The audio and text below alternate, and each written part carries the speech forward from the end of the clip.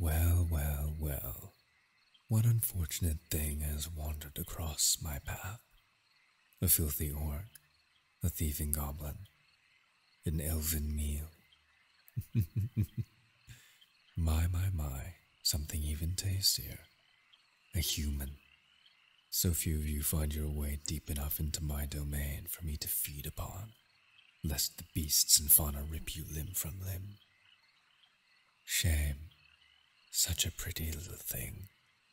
The way your bones will crack. The way your eyes will roll back as I crush you until there is nothing left. I wonder, what in seven hells is a human doing venturing so far away from their pack? Away from safety? There is naught for you here but darkness and death.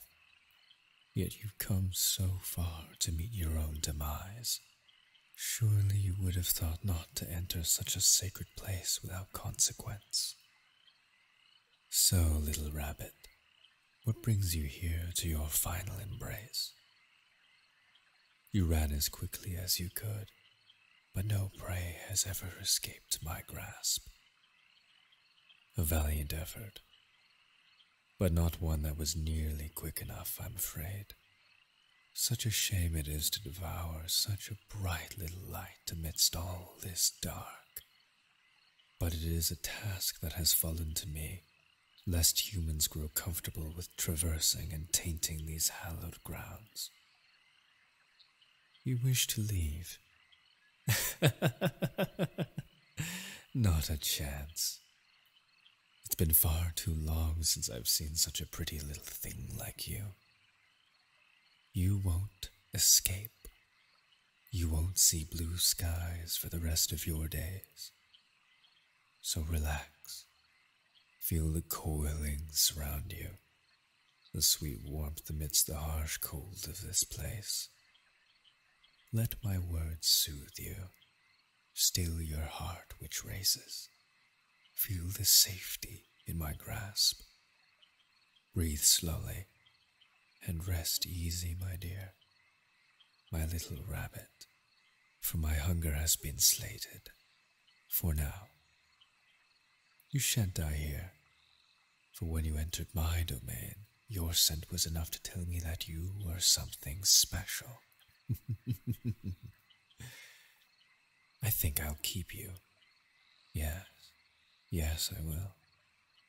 I grow tired of the boredom that comes in hand with the task of killing all trespassers. To crush you to death and bite down on that sweet flesh of yours would only waste the treasures which you hold inside. Your heart, so utterly adorable. I'll keep it beating. My own little pet to play with when the days grow even colder, or my boredom becomes too much to bear. Fear not, for if I wished to kill you, you would have already breathed your last. I shall not waste that invaluable heart of yours. I shall keep it, guard it, protect it from any who seek to enter my domain. And through it all you shall be mine. I find the quick, shallow breaths you offer me to be entertainment enough, but that sweet scent of uncertainty, of panic, of fear, delectable. The way that you writhe, struggle, only makes you all the more alluring. Now silence. Waste not your tears, my little pet. No harm shall come to you so long as you obey. I have been the guardian of these lands for millennia, and not one soul has been able to breach its defenses. You see, the forest is more than trees, swamps, and wildlife. It has a heart. Every beast, every branch, and every bog obeys my command. To struggle is useless, and if you ever try to escape my embrace and take that precious heart away from me, I shall not hesitate to wrap you tightly and squeeze you until you can't run anymore. And we couldn't be having that, now could we? How terrible of a thing it would be to ruin you, to ravage your body and delight in the flavors you carry beneath the skin. I'd much rather have such a sweet little delight with me for the rest of both of our days here. The cold will begin to grow warm, the sunless skies inviting, and my warm embrace your only safe haven from the wilds which wish for nothing more than to tear you apart. I'll keep you safe as I have done for this forest for as long as humans can remember. You're safe here with me, my little treasure. There you shall stay by my side like a good little pet, while I scour the forests for verminous trespassers. Perhaps it shall offer you a better view of what I can do should you ever disobey or try to run. Don't treat my kindness for care. I could break you as a hammer would crush a sparrow's egg. I simply want a new toy, and to be granted such a rare plaything such as you. Don't make me break you. The other pretty little things I've had have broken so easily, far too quickly for me to revel in the joys of the hunt with eyes besides the beasts waiting to pick apart the effects of my hunt. The other toys I've had wear through their wonder by so many means. It's as if they want me to kill them. Such a waste when there was so much fun to be had. And here I figured that a meager meal such as a human would enjoy the touch of a more powerful being, of the spoils left behind those who fled the forest, the wines, cheeses, and humanly desires of sustenance taken from many a terrified, fleeing adventurer. But alas, it would seem that all of these are merely temptations to enter. Once they're within one's grasp, they are no longer wanted. Humans, such a fickle race, but they are oh so very fun to play with. Oh, well, you see, orcs are too stupid to realize the mercy I've shown them. They chant their war cries and swing their axes of crude steel and hafts of wood, but all that awaits them is the cold touch of death. That and their horrible lovers. They are quite sumptuous and hefty, but what they possess in terms of strength is quickly diminished by their lack of poise. Though I must say, it is amusing to see them trying to pleasure me. Brutish creatures. For what they're worth, they do allow me to dig in since there's so much to swallow. Then there are the dwarves, such a sturdy folk but far too proud. They often don't make it further than the creatures lurking the outskirts without heavy casualties. To see them slaughter my creatures for their pelts and meat with abandon, it makes my blood run even colder. I take joy in slaughtering those ones, though I will give them that their craftsmanship is quite remarkable. But remarkable is not enough to withstand my grasp.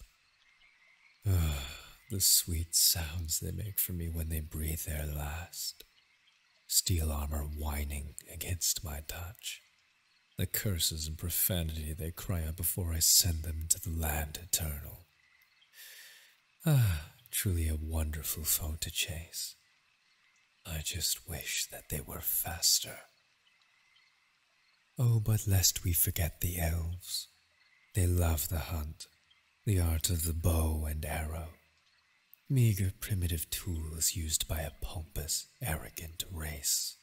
The way they skirt around with their flashy swords and cloaks of green are such a refreshing sight to see. Fast, agile, but just barely slow enough for me to catch. It is a shame that they are just so frail, so easy to break. They think themselves wise with their magics and weapons, but such trivial means of destruction are not to the god of this place. But while they do make at least half-decent playthings, they always try to escape sooner or later. And when that time comes, it is absolutely delectable. to chase on once more, driven by fear or some other worldly emotion. But it's such a shame to have to kill the ones I keep. The little things break so quickly that I barely have enough time to elicit the best noises from them when they pass. But of course, the best for last. The favorite among my playthings. Humans, such a feeble race. No claws, no natural resistance to the harsh climates they struggle to survive in. And oh, how their fear tastes. It's unlike any other. Where the other races are too stupid or proud to die with grace, humans show all their emotions oh so very easily, with a little bit of encouragement. But because they're so simple, they're so easy to get along with. Given some time and a little extra physical encouragement, they try so hard to please me. It's amusing, and dare I say admirable. Like in everything they do, humans are persistent. How they never stop trying is beyond me. But it is something I quite enjoy toying with on the odd occasion I happen to find one in my presence. And that, of course, brings me to you. I'll make certain that our time together is enjoyable for the both of us. After all, I am a benevolent god, and will see to it that the pleasures of the hunt and the spoils of our efforts will be something you won't ever have the chance to forget. Now, come along, little pet. We have places to be.